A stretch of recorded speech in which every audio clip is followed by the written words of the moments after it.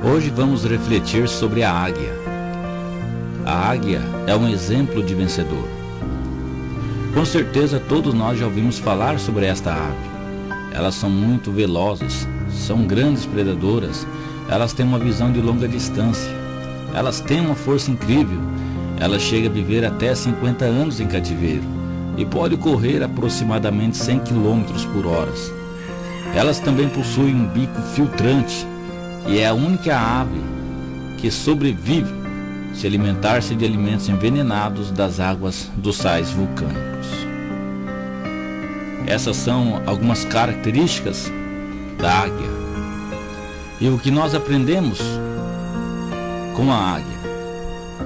Nós aprendemos que a águia, mesmo sendo um animal veloz, que possui visão, força, ela também tem algumas limitações. A águia traz uma mensagem edificante para nós, uma mensagem de conquistas, de vitórias e até mesmo de superação. É por isso que muitas nações utilizam o símbolo desta ave em suas batalhas para demonstrar aos seus adversários que eles vieram para vencer, vieram demonstrar que não tem medo de guerras. Em outras palavras, estão dizendo: vocês estão derrotados porque somos mais fortes e corajosos, nós somos invencíveis. A história desta ave transmite uma coragem, é como que nascesse em nós o desejo de nunca desistir, o desejo de lutar, de levantar, de correr atrás de nossos sonhos, de começar tudo de novo, de alcançar nosso inimigo e, se puder, destruir. Mas muitas das vezes o grande inimigo somos nós mesmos. O medo que temos de se arriscar, o medo que temos de encarar a vida, de superar os desafios, e nós preferimos se recolher, se isolar de tudo e de todos, deixando o barco à deriva. Se nós pudéssemos ter uma visão como este animal e poder ver à nossa frente, com certeza lutaríamos sem parar. Mas muitas das vezes esquecemos que a águia também tem visão limitada. Mas mesmo assim ela não desiste, ela não se cansa de voar, ela não se cansa de correr em busca de seus ideais. Mas por quê? Porque elas têm esperança. Mas o que impede de nós correr? O que impede de nós correr são nossas fraquezas, são nossos sentimentos de derrotados. O nosso ego nos impede de voar. Já perguntamos para nós mesmos: como faço para sair desse problema? Quando nós fazemos essa pergunta para nós mesmos, quer dizer que ainda queremos vencer, que ainda queremos viver, que ainda temos esperança e ainda sabemos que vamos dar a volta por cima. E isto é magnífico. Até mesmo a águia passa por situações desesperadoras, mas são os obstáculos que irão fazer da águia esta ave que admiramos. Criamos também todos esses obstáculos da nossa vida é que farão de nós um vencedor. A história diz que a águia em liberdade pode viver até 35 anos, umas chegam até 50 anos, mas em cativeiro elas vivem o dobro desses anos. Estas aves costumam fazer seus ninhos nos mais altos montes e nos topos das árvores mais altos e mais afastados da pressão humana. Assim também nós precisamos escolher onde construirmos nosso lar, afastado ou avizinhado ao nosso ego. O nosso ego é que traz a pressão para a nossa carne, para a nossa alma, para o nosso espírito, e muitas das vezes perdemos a força de lutar. Percebe-se que a águia real, ela vive o dobro de vida em cativeiro do que em liberdade. E isso traz uma mensagem para nós de esperança e também de livre-arbítrio. Ela nos ensina que podemos viver mais tempo em cativeiro do que em liberdade. Parece confuso saber que esta ave vive mais tempo em cativeiro do que em liberdade. É por isso, e é importante descobrir, de quem estamos sendo cativos, de Deus ou do diabo, da igreja ou do mundo, da alegria ou da tristeza, da bênção ou da maldição. Davi nos ensinou que aquele que habita no esconderijo do Onipotente, debaixo de suas asas estará seguro. Salmos 91. Existem várias espécies de águias, mas estamos falando da águia real. Esta é a águia que vive mais tempo presa que solta. Se refletirmos, veremos o perigo da liberdade para quem não tem sabedoria, mesmo tendo boa visão, boa velocidade, boa agilidade, boas garras, muita juvenilidade, mas pode cair nas armadilhas dos caçadores e serem mortos. De alguns caçadores pode até se escapar, mas há um mais temido, que é a morte. Todos nós temos medo da morte, e é quando nós usamos e abusamos da liberdade é que nós encontramos o perigo à nossa frente. Assim como esta ave vive mais tempo no esconderijo ou cativeiro, assim o cristão vive mais tempo protegido por Deus. Não é que Deus vai nos prender numa cela e tirar nossa liberdade. Não. Ele vai nos prender em seu amor, em seu carinho, em sua proteção. E com isso, com certeza nossa liberdade será bem mais prazerosa, tendo a companhia de Deus. Deus quer nos dar vida e vida em abundância. Ele quer nos proteger. Ele quer nos dar um esconderijo seguro e também cuidar de nossas feridas. Escolhemos, pois, servir a Cristo, que é bem melhor do que voarmos pelo mundo e comermos alimentos envenenados e depois não termos forças para voltar ao início de tudo. Para concluirmos esta mensagem, pegamos a passagem de Isaías, capítulo 40, verso 31. Encontraremos algumas características para que possamos ser fortes, corajosos, esperançosos, como a águia. Este verso diz: mas os que esperam no Senhor renovarão as forças, subirão com asas como águias, correrão e não se cansarão, caminharão e não se fatigarão. Isaías usa algumas características dessa ave para transmitir uma esperança para o povo de Israel, sendo também útil para a prática no nosso dia a dia.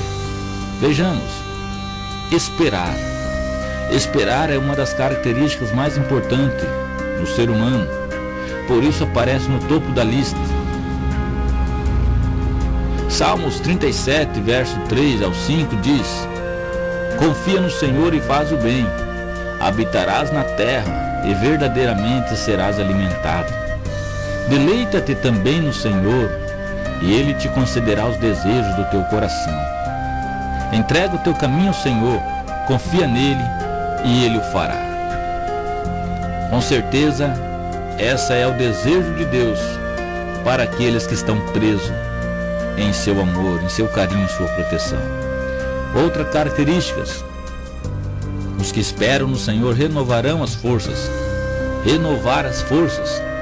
Esta também é uma característica inseparável da primeira, as forças e renovação. Pois para esperar é preciso se renovar. Muitas vezes adquirir forças até mesmo da fraqueza. Apóstolo Paulo, em Romanos, capítulo 12, verso 2, nos adverte: e não sede conformados com este mundo, mas sede transformados pela renovação do vosso entendimento, para que experimenteis qual seja a boa, agradável e perfeita vontade de Deus. É por isso que mesmo nós temos todas as características que uma águia tem, mas se nós não tivermos entendimento, nós seremos aniquilados. E o Paulo nos ensinou para nós termos entendimento na pessoa de Jesus Cristo. Continuamos no verso: mas os que esperam no Senhor renovarão as forças, subirão com asas como águias. Temos aqui subir e voar. Estas características é o mesmo de se levantar. Subir é o mesmo de se levantar, se pôr em pé, de caminhar. Voar, somente quem tem asas, e somente os anjos possuem esse poder. Quando nós nos entregamos totalmente ao Senhor, sentimos como que alguém nos carregasse em seu colo, como se tivéssemos asas, e isto é maravilhoso. Nós podemos ter asas através da oração, nossa fé em Deus. Nós podemos sentir a presença do Senhor. Salmos capítulo 24, versos 3 e 4 diz: quem subirá ao monte do Senhor? Ou quem estará no seu lugar santo? Aquele que é limpo de mãos e puro de coração, que não entrega sua alma à vaidade, nem jura enganosamente. Aqui vemos o desejo do salmista em saber quem subirá ao monte do Senhor, quem voará até a Deus. Aí vem a resposta: aquele que é limpo de mãos e puro de coração, que não tem vaidade, que não entrega sua alma ao juramento enganosamente. Continuamos com o verso: mas os que esperam no Senhor renovarão as forças, subirão com asas como águias, correrão e não se cansarão. Correr e caminhar são dois elementos que andam juntos. Quando nós cansarmos de correr, vamos caminhar. Mas quando nós quiser parar de caminhar, vamos correr. Mas podemos lembrar sempre, nunca desistir. Porque desistir são para os fracos, para os mortos. Desistir é para o diabo. Ele desistiu de seu lugar. Ele preferiu renunciar o céu de luz e abraçar o orgulho, abraçar a rebeldia, e com isso ganhou o castigo dele. 1 João capítulo 2, verso 6 diz: aquele que diz que está nele, também deve andar como ele andou. Se nós cristãos dizemos que somos de Cristo, devemos andar como ele andou, aprender com ele, para nós sermos parecidos com ele e um dia poder chegar no reino de luz. Para terminar o verso: mas os que esperam no Senhor renovarão as forças, subirão com asas como águias, correrão e não se cansarão, caminharão e não se fatigarão. Cansar e fatigar é o pior momento do ser humano.